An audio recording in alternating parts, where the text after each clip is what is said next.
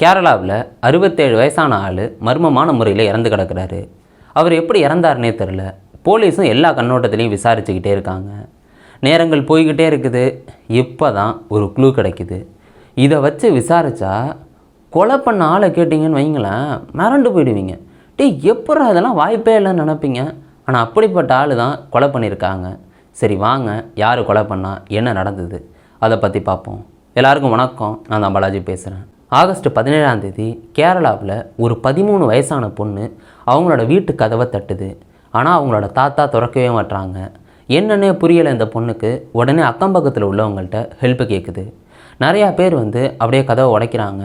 உள்ளே போனால் அந்த 67 வயசான தாத்தா கை கால் எல்லாம் கட்டி போட்டு அப்படியே இறந்து கிடக்கிறாரு. பக்கத்தில் ஃபுல்லாக மிளகா மாவு தூவி இருக்குது.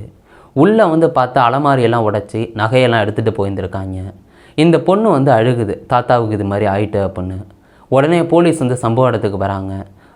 ஃபுல்லாக தேடுறாங்க, ஏதாவது ஆதாரங்கள் கிடைக்குதான்னு. தடயவியல் நிபுணர்கள்லேருந்து எல்லாரும் அங்கே வந்துடுறாங்க. மோப்ப நாயை கொண்டு வராங்க. ஆனால் அந்த குற்றவாளியை கண்டே பிடிக்க முடியலை. இந்த உடலை போஸ்ட்மார்ட்டத்துக்காக ஹாஸ்பிட்டலுக்கு அனுப்பி வைக்கிறாங்க. நேரங்கள் போய்கிட்டே இருக்குது. இந்த போலீஸும் பல கண்ணோட்டத்தில் விசாரிக்கிறாங்க. அந்த நேரத்தில் தான் பார்த்துட்டிங்கன்னா இந்த 13 வயசு பொண்ணு இருக்குல்ல, அதுக்கிட்டையும் விசாரிக்கிறாங்க. ஏன்னா அந்த பொண்ணு தான் தாத்தாவோட இருந்தது. இது என்ன நடந்ததுன்னு சொல்லுது. ஆகஸ்ட் 15ஆம் தேதி அன்றைக்கி நைட்டு படிக்கிறதுக்காக இதோட ஃப்ரெண்டு வீட்டுக்கு போயிட்டான். அன்றைக்கி தாத்தா மட்டும்தான் தங்கியிருக்காங்களாம். அடுத்த நாள் காலையில் இந்த பொண்ணு கதவை தட்டு தான், அவங்களோட தாத்தா திறக்கவே இல்லையாம். கொஞ்ச நேரம் கழித்து மறுபடியும் தட்டி பார்த்துருக்கு, அந்த தாத்தா திறக்கலை. சரி என்னடா திறக்கலை அப்படின்னு இந்த பொண்ணு யோசிச்சுக்கிட்டு கொஞ்ச நேரம் கழித்து கால் பண்ணி பார்க்குது. அவங்க தாத்தா திறக்கவே இல்லை. சரி வேறு எங்கேயும் போயிருப்பாங்க போல் அப்படின்னு இந்த பொண்ணு நினைக்குது. உடனே தன்னோட அம்மாவுக்கு ஃபோன் அடித்து சொல்லிவிட்டு மறுபடியும் ஃப்ரெண்டு வீட்டுக்கே இந்த பொண்ணு போயிடுது. சரி திங்கக்கிழமை காலைல ஸ்கூலுக்கு போகணும்ல, அதனால் எங்கள் வீட்டில் கதவை தட்டுது காலையில். ஆனால் அந்த தாத்தா திறக்கவே இல்லை. இப்போ தான் இந்த பொண்ணுக்கு பயம் அக்கம் பக்கத்தில் உள்ளவங்கள கூப்பிட்டு கதவை உடைச்சா தாத்தா இறந்து கிடக்கிறாரு. இந்த பொண்ணு அதுக்கு தெரிஞ்ச எல்லா விஷயத்தையும் சொல்லுது. அது மட்டும் இல்லாமல் அக்கம் பக்கத்தில் உள்ளவங்கள்ட்ட விசாரிக்கிறாங்க. ஏதாவது சந்தேகப்படுற மாதிரி யாரையாவது பார்த்தீங்களா அப்படின்னு. அவங்க எல்லோரும் இல்லை அப்படின்னு சொல்கிறாங்க. இப்படியே விசாரணை போய்கிட்டு இருக்கு. இப்போ தான் பார்த்துட்டிங்கன்னா இந்த பொண்ணு இருக்குல்ல, 13 வயசு பொண்ணு, அவங்க தாத்தா இறந்த அன்னைக்கு அழுதுட்டு எனக்கு முக்கியமான எக்ஸாம் இருக்குது அப்படின்னு உடனே ஸ்கூலுக்கு கிளம்புது. இது எத்தனாவது படிக்கணும்னு நினைக்கிறீங்க? வெறும் 8ஆவது தான். இப்போ தான் இந்த பொண்ணு மேலே சந்தேகம் வருது. போலீஸ்னால் எல்லார் மேலேயும் சந்தேகப்படுவாங்கல்ல. அப்படி சந்தேகப்பட்டு இந்த பொண்ணோட ஃபோன் எடுத்து பார்க்குறாங்க. அப்படி எடுத்து பார்த்தா அன்றைக்கி நைட்டு யாருக்கும் லொக்கேஷன்லாம் அனுப்பியிருந்திருக்கு, வீடியோ கால் பேசியிருந்திருக்கு அப்படிலாம் தெரிய வருது. இதனால் அந்த பொண்ணை பிடிச்சி விசாரிக்கிறாங்க. ஏம்மா நீ எதுவும் பண்ணியா அப்படின்னு. அப்படி அதுக்கிட்ட விசாரிக்கும் போது இந்த ஆதாரத்தை எல்லாம் காமிக்கும்போது அது உண்மையை ஒத்துக்குது, நான் தான் பண்ணேன் அப்படின்னு. எப்படி ஒரு 8ஆவது படிக்கிற பொண்ணு அவங்களோட சொந்த தாத்தாவை கொலை பண்ணியிருந்திருக்கு. இது நம்புகிற மாதிரி இருக்கா? இப்போயும் போலீஸுக்கு சந்தேகம் வருது. இந்த பொண்ணு மட்டும் கொலை பண்ணியிருக்க முடியாது, வேறு யாரோ ஹெல்ப் பண்ணியிருக்கணும் அப்படின்னு நினைக்கிறாங்க. எப்படி 13 வயசு பொண்ணுனால இது முடிஞ்சது அப்படின்னு போலீஸ் யோசிக்கிறாங்க. அப்போ அந்த பொண்ணுக்கிட்ட கேட்கும்போது எல்லா உண்மையுமே சொல்லுது. இந்த பொண்ணோட வீடு பார்த்துட்டிங்கன்னா கேரளாவில் ஆலப்புழா மாவட்டத்தில் கருவட்டாவில் இருக்குது. அங்கே பார்த்துட்டிங்கன்னா இந்த பேத்தியும் அந்த தாத்தாவும் மட்டும் இல்லை. அந்த தாத்தாவுக்கு ஒரு ஒய்ஃப் இருக்காங்க, அவங்களுக்கு ஒரு பொண்ணு இருக்காங்க. அந்த பொண்ணோட பொண்ணு தான் இது. மொத்தம் 4 பேர் அந்த வீட்டில் இருந்திருக்காங்க. இப்படி எந்த பிரச்சனையும் இல்லாமல் போய்கிட்டு இருந்திருக்கு. இப்போ தான் அந்த தாத்தா என்ன பண்ணியிருக்காங்கன்னா பேத்திக்கிட்ட சொல்கிறாங்க, இங்கே பாருப்பா, ஸ்கூல் விட்டால் சீக்கிரம் வீட்டுக்கு வந்துடு, யார்கிட்டையும் பேசிக்கிட்டு நிற்காத, ஃபோனை அதிகம் யூஸ் பண்ணாத அப்படின்னு பல கண்டிஷன் போடுறாங்க. ரொம்ப ஸ்ட்ரிக்டாக இருக்காங்க. இதேமாரியே இந்த பொண்ணு பசங்கள்கிட்ட பேசுன்னு தெரிஞ்சோன்னே கண்டிக்கிறாங்க. இது மாதிரி அந்த பசங்கள்ட்ட எல்லாம் பேசாத அப்படின்னு கண்டிக்கிறாங்க.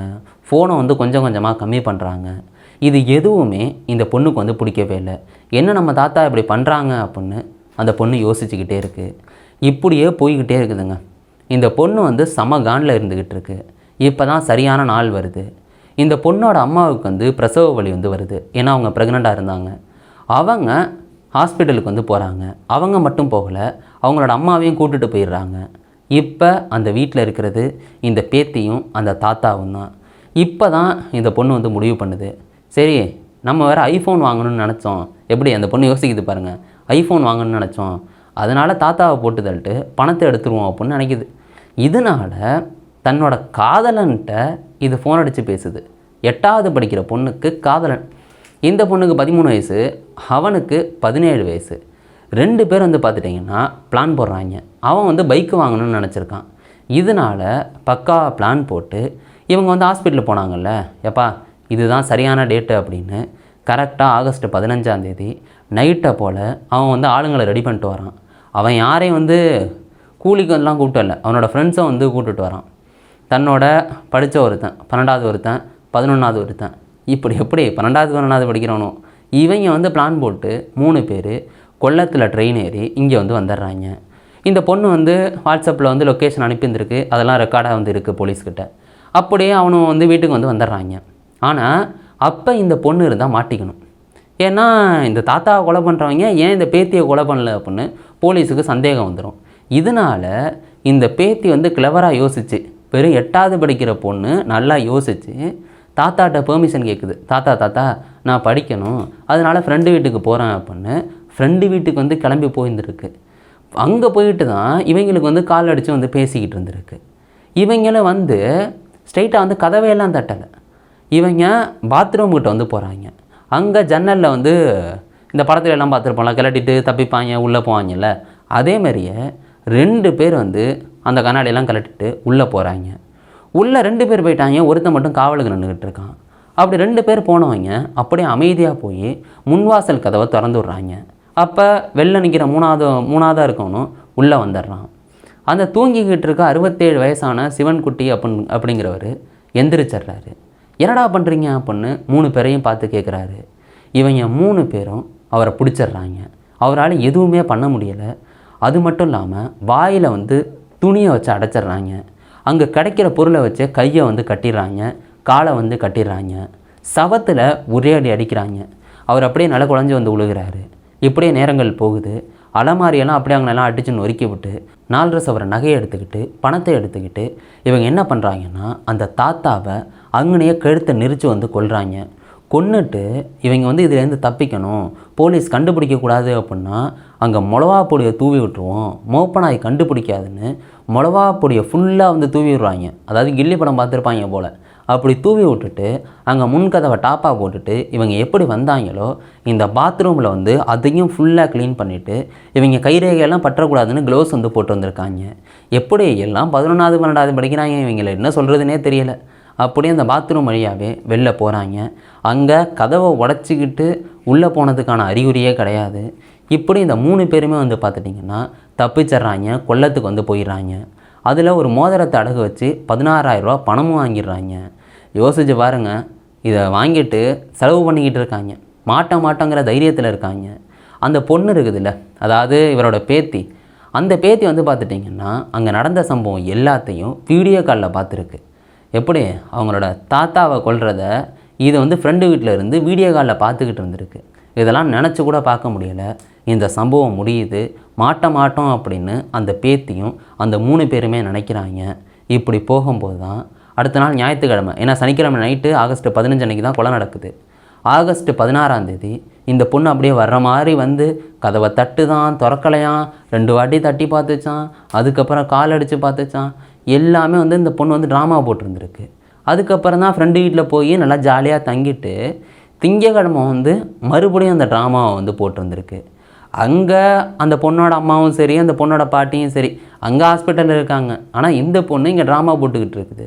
திங்கக்கிழமை காலையில் அக்கம் பக்கத்தில் ஹெல்ப்பு கேட்டு அந்த கதவை உடச்சி கடைசியாக போலீஸ் வந்து இந்த பொண்ணு மேலே சந்தேகப்பட்டதுனால இந்த விஷயம் வந்து தெரிய வந்திருக்கு. இந்த பொண்ணு இந்த வாட்ஸ்அப்பில் அனுப்பிச்ச எந்த மெசேஜையும் டெலீட் பண்ணல, அதுவும் வந்து ரெக்கார்டாக வந்து கிடைக்கிது. இந்த பொண்ணை கைது பண்ணுறாங்க. அடுத்த அந்த 3 பேரும் கொல்லம் ரயில்வே ஸ்டேஷனில் மாட்டிக்கிறாங்க, அவங்களையும் கைது பண்ணிடுறாங்க. அப்புறம் எங்கே மோதிரத்தை அடகு வச்சாங்களோ அங்கே வந்து போய் போலீஸ் வாங்கிடுறாங்க. அப்புறம் 4.5 சவரன் நகையையும் பறிமுதல் பண்ணிடுறாங்க. இப்போ விசாரணை வந்து போய்கிட்டே இருக்குது.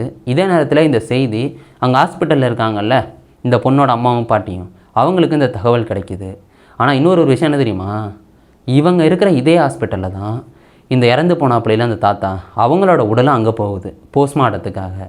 அந்த பாட்டி வந்து அவங்களோட பொண்ணுக்கு பெண் குழந்தை பிறக்குது, அதை வந்து கையில் எடுத்து வந்து பார்க்குறாங்க, சந்தோஷப்படுறாங்க.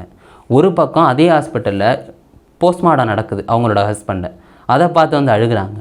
என்னத்தை சொல்கிறது, இது அந்த பாட்டியும் அவங்களோட பொண்ணும் வந்து சந்திக்கிறாங்க. அவங்களுக்கு இன்னொரு பக்கம் வருத்தமாகவும் இருக்கும். இவ்வளோ நாள் வளர்த்த பொண்ணு கொலை பண்ணிவிட்டு ஜெயிலுக்கு போகுது அப்படின்னு. இவங்களை வந்து நீதிமன்றத்தில் கொண்டு நிறுத்தி, அதாவது சிறார் நீதிமன்றத்தில் கொண்டு நிறுத்தி அங்கே சிறுவர் சீர்திருத்த பள்ளியில் கொண்டு போட்டிருக்காங்க. குற்றப்பத்திரிக்கையை கூடிய சீக்கிரம் தாக்கல் பண்ணிடுவோம் அப்படின்னு போலீஸ் சொல்லியிருக்காங்க. இதை யோசிச்சு பாருங்களேன், வெறும் 8வது படிக்கிற பொண்ணு இந்த கொலையை பயங்கரமாக எக்ஸிக்யூட் பண்ணியிருக்கு. அந்த பொண்ணு தன்னோட காதலன்ட்ட வந்து சொல்லியிருந்திருக்கான். என்ன தெரியுமா, அந்த தாத்தா வந்து இந்த பொண்ணுக்கிட்ட தப்பாக நடந்துக்கிட்டாங்களாம். இதனால தான் இந்த கொலையை வந்து பிளான் பண்ணாங்க. அதை தாண்டி அவங்களுக்கு பைக்கும் அப்புறம் ஃபோனும் வந்து தேவைப்பட்டிருந்துருக்கு. இதனால தான் பண்ணாங்க அப்படின்னு ஒரு விஷயத்த போலீஸ்கிட்ட வந்து சொல்கிறாங்க. ஆனால் இது உண்மையா பொய்யா அப்படின்னு தெரிஞ்சுக்கணுன்னா அந்த தாத்தாவே வந்து உயிரோட இல்லை. இந்த பொண்ணு தப்பிக்கிறதுக்காக இப்படி பொய் சொல்லுதானும் தெரியலை. ஏன்னா யோசிச்சு பாருங்களேன், இப்படி கொலை பண்ணுற அளவுக்கு இறங்கின பொண்ணு இதுலேயும் பொய் சொல்ல முடியாதான் என்னத்தை சொல்கிறது அப்படின்னு வந்து தெரியலை. நீங்கள் இந்த சம்பவத்தை எப்படி பார்க்குறீங்க? ஆனால் இப்போ நேற்றுக்கு ஒரு சம்பவம் பார்த்தோம். 10வது படிக்கிற 2 பசங்க பிரின்சிபலை போய் 27 வாட்டி கத்தியால் வந்து குத்திருந்துருப்பாங்க. ஒரே ஒரு வார்த்தைனால வந்து அவங்க மாட்டியிருந்திருப்பாங்க. இதேமாரியே சென்னையில் ஒரு இடத்துல திருவொற்றியூரில் ஒரு 11வது படிக்கிற பையனோ 12வது படிக்கிற பையனோ ஏகப்பட்ட ஒரு 30 பேர் சேர்ந்து அப்படியே கொலை பண்ணியிருந்திருப்பாங்க. இப்படி பசங்களுக்கு மத்தியில் ஏன் இப்படிப்பட்ட சம்பவம் நடக்குதுன்னு நினைக்கிறீங்க? அதுவும் கொலை பண்ணுற அளவுக்கு எப்படி போகிறாங்க? அதாவது ரத்தத்தை பார்த்து எந்தவித பயமும் இல்லாமல் போலீஸ்கிட்ட மாட்டோங்கிற தைரியத்தில் இதை எப்படி பண்ணுறாங்க? உங்களுக்கு இது எதனால் நடக்குதுன்னு தோணுது? ஒன்று திரைப்படமா, இல்லாட்டி சோசியல் மீடியாவா, இல்லாட்டி பெற்றோர் வந்து சரியாக கவனிக்கலையா? இதில் எது காரணம்னு நீங்கள் நினைக்கிறீங்க? இந்த மாதிரி விஷயங்களை தடுக்கணும் அப்படின்னா என்ன பண்ணணும்னு நினைக்கிறீங்க? உங்களுக்கு என்ன தோணுதோ அதை கீழே கவனிங்க. நாளைக்கு ஒரு வழியில் நான் உங்களை சந்திக்கிறேன். Bye guys.